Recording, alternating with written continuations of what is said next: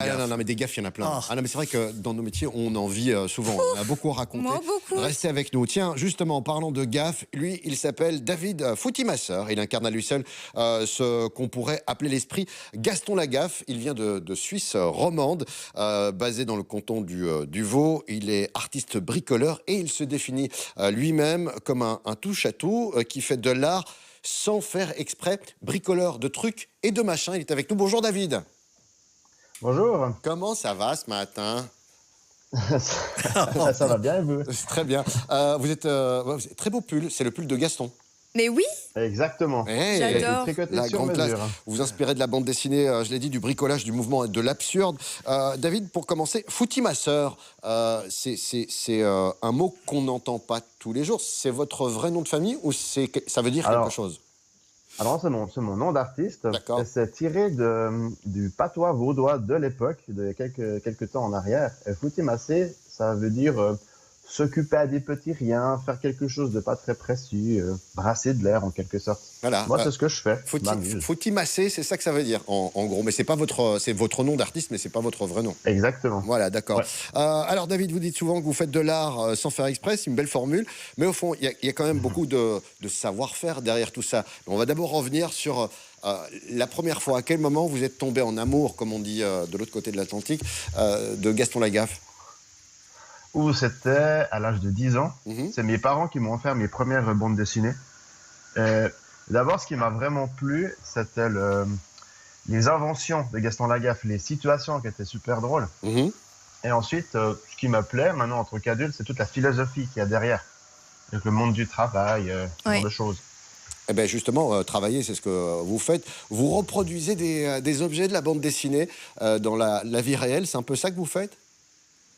Alors, c'est une partie de ce que je fais. Mhm. Je suis réparateur locomotive en vrai, et puis j'ai une activité artistique à côté où je m'amuse à construire tout ce qui me passe par la tête. Ouais, Et c'est refaire génial. les inventions de Gaston Lagaffe en vrai, c'est une de ces choses. et là, on vous voit effectivement avec la voiture. Vous avez reproduit la voiture de Gaston? Alors, j'ai reproduit le mini-kart et la Fiat 509 en caisse à savon. Ah, c'est pas mal ça. Et effectivement, vous utilisez beaucoup de pièces de vélo, on m'a dit. Voilà, comment ça se passe? Exactement. Comment on crée? Est-ce qu'on part de rien? Voilà, on voit tous les objets que vous inventez. Vous pouvez nous les décrire? Vous pouvez nous dire un petit peu ce qu'il y a? Voilà, on voit une chaise, une chaise vélo. C'est Ouais, pas mal ça. Moi, je vois pas ce que vous êtes en train C'est de le montrer. VV je le Lolo, vois c'est juste ça que moi, ça mais- s'appelle? C'est comme ça que ça s'appelle? Alors, c'est lequel que vous montrez? C'est la chaise de bureau ou bien? Ouais, c'est la chaise, c'est une chaise en bois, ouais, avec des roues. Alors ça, c'est le Gastomobile. Ah ouais. C'est la première invention de Gaston Lagaffe. Mhm. Donc le premier dessin que Monsieur Franquin, la première invention que Gaston invente, c'est cette chaise pour se déplacer dans les bureaux en restant assis. Et c'est quoi la plus folle Ouais. que vous ayez créée ou la plus dure à recréer? Je dirais le mini-kart de Gaston Lagaffe. Ouais. Parce que... non, il y a la mini-tondeuse aussi. C'est vraiment tout petit. Ça, c'était vraiment pas évident à mettre en place. C'est pour tailler quoi? Alors la mini-tondeuse, elle sert à couper le gazon sans couper les pâquerettes. Parce que ça rend triste la tonte Hortense. Ah ouais, ça c'est de la vraie poésie finalement. Hein, créer. J'ai Oui. des tellement objets. aimé les Gastons. Voilà. C'est quoi la finalité de toutes ces œuvres? Vous les exposez? On peut les voir quelque part? Alors si vous venez me voir dans mon atelier, je vous les montre. Mais alors, c'est ça qui est drôle. Je les fais juste pour moi parce que ça m'amuse. Ah ouais. Je vends pas, j'expose pas. Enfin, des fois j'expose, mais quand on me demande, c'est vraiment, je fais ça pour moi. D'ailleurs, l'anecdote avec mes premières bricoles de Gaston, c'était le Gastomobile et le mini-kart. Je les ai construits, puis je les ai laissés 2 ans au fin fond de mon atelier. Et c'est 2 ans après que les gens ont commencé à s'intéresser, que j'ai publié sur les réseaux, et puis que là, ça a commencé à susciter de l'intérêt. Et comment est-ce que vous, comment est-ce que vous décririez, vous, sorte de Gaston, mais dans la vie réelle? Comment est-ce que vous vous définissez ou comment vous définissez votre art finalement? Ah, c'est un peu compliqué à dire. Moi, je dis quelque chose qui résume un peu tout ce que je fais, c'est ma phrase préférée. Elle dit tant qu'à faire des choses stupides, autant les faire sérieusement. Ah ouais, c'est vrai. C'est Voilà, ce qu'on fait ici tous les bien matins. souvent, nous, hein. Ouais. Bien souvent, ce que je fais paraît un peu stupide, un peu vite fait ou mal fait, mais il y a beaucoup de techniques derrière, de savoir-faire. pour que ça fonctionne. Bah, bien sûr, oui. Ouais, parce que Ouais. derrière chaque idée un peu saugrenue, à un moment donné, on peut se retrouver avec un objet complètement utile au quotidien. Est-ce que justement, vous avez Exactement. créé un objet à la base où vous vous disiez, tiens, ça ne sert absolument à rien, et puis finalement, vous vous êtes dit, mais ça, ce serait une super idée en fait dans le quotidien.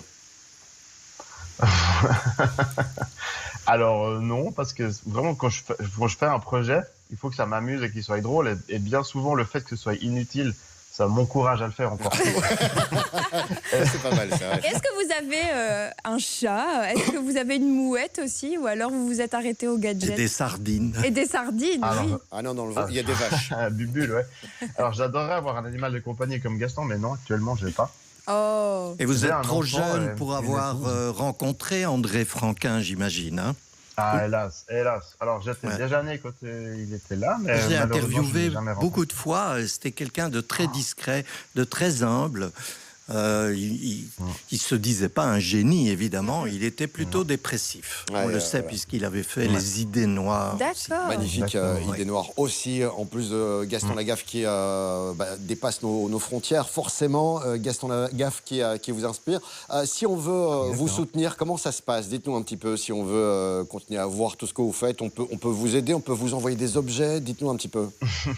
Alors si vous passez en Suisse, ouais, vous pouvez venir me voir à mon atelier ou m'amener des objets qui traînent chez vous.